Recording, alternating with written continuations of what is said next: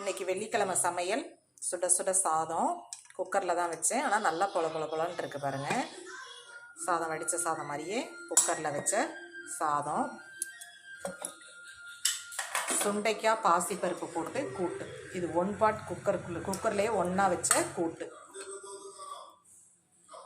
சூப்பராக இருக்கும் சாதத்தில் போட்டு சாப்பிட்றதுக்கு. பாசிப்பருப்பு, சுண்டைக்காய், வெங்காயம், தக்காளி, 2 பச்சை மிளகாலாம் கீறி போட்டுட்டு தேங்காய் ஜீரகம் அரைச்சி போட்டு வைக்கிறது.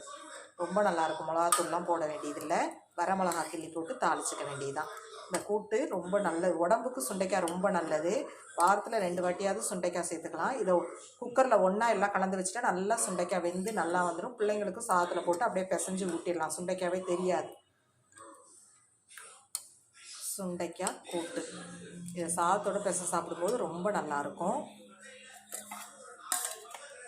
ரசம் மழை பெஞ்சிட்டே இருக்கிறதுனால நல்லா மிளகெல்லாம் நிறைய போட்டு ரசம் வச்சுருக்கேன். ரசம்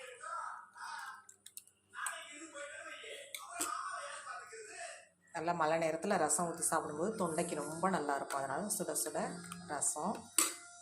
இது நேற்று வச்ச தக்காளி குழம்பு, கோயம்புத்தூர் ஸ்டைல் தக்காளி குழம்பு நேற்று வச்சது. அது மிச்சம் இருக்குது.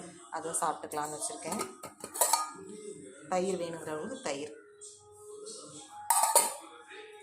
இதுதான் இன்னைக்கு நம்மளோட சமையல். இப்போ சாப்பிட வேண்டியது தான். இப்போ இதுக்கெல்லாம் சைட் டிஷ் என்னங்கிறத பார்க்கலாம். இதுக்கு இன்னைக்கு முட்டை தொக்கு.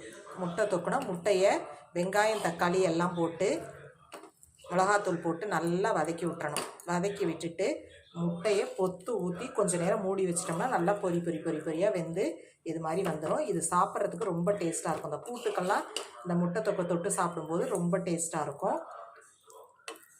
அப்படியே முட்டையை பொத்து ஊற்றி கொஞ்சம் நேரம் மூடி வச்சுட்டு உடச்சி விட்டோம்னா இது மாதிரி நல்லதை பாருங்கள், பொரியாக வந்திருக்கு பாருங்கள். இது மாதிரி இருக்கும். இதுதான் இன்றைக்கி கூட்டுக்கும் ரசத்துக்கெல்லாம் சைட் டிஷ்ஷு. இப்போ அப்பளத்தை மட்டும் சுட்டுக்க போகிறேன். அவனில் வச்சு அப்பளம் சுட்டு சாப்பிட போகிறோம். இந்த முட்டை தொக்கு வந்து சப்புன்னு இருக்கும் கூட்டு. அதுக்கு தொட்டு சாப்பிடும்போது நல்ல டேஸ்ட்டாக இருக்கும். இந்த சமையல் உங்களுக்கு பிடிச்சிருந்துச்சுன்னா லைக் பண்ணுங்கள். தேங்க்யூ.